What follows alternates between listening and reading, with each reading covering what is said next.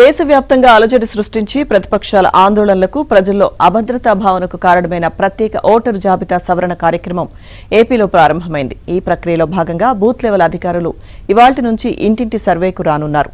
ఈ సర్వే ద్వారా మరణాలు, డూప్లికేట్ ఓట్లు, వలసలు, అక్రమంగా చేరిన పేర్లను ఓటర్ల జాబితా నుంచి తొలగిస్తారు. ఇంతవరకే అయితే ఎవరికీ ఎలాంటి అభ్యంతరం ఉండదు. కానీ అర్హులైన వారి ఓట్లను జాబితా నుంచి తొలగిస్తేనే సమస్య వస్తుంది. ఇప్పటికే ఇతర రాష్ట్రాల్లో నిర్వహించిన సర్పై అపోహలు నెలకొన్నాయి. దీంతో ఈ ప్రక్రియలో పాల్గొనే అధికారులు ఎంతో అప్రమత్తంగా ఇంటింటి సర్వేలో ఓటర్ల ధృవీకరణ ప్రక్రియను చేయాల్సి ఉంటుంది. ఓటర్లు కూడా తమ ఓటు హక్కును కాపాడుకోవడానికి ఎన్నికల సంఘం సూచనలు పాటిస్తూ బిఎల్ఓలకు సహకరించి సరైన వివరాలతో ఎన్యూమరేషన్ ఫారాలు పూర్తి చేసి అప్పగించాల్సి ఉంది.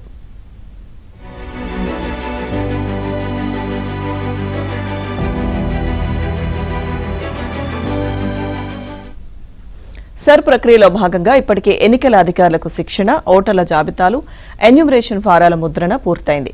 కీలక ఘట్టమైన బిఎల్ఓల ఇంటింటి సర్వే ప్రక్రియ ఇవాల్టి నుంచి ప్రారంభం కానుంది.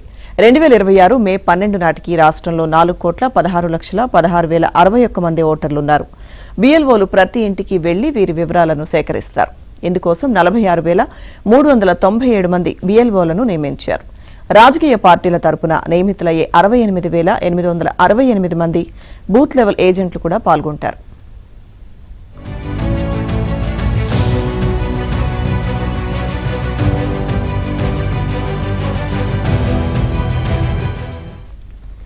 ఇంటింటి సర్వేలో భాగంగా బిఎల్ఓలు ప్రతి ఇంటికి 3 సార్లు వస్తారు.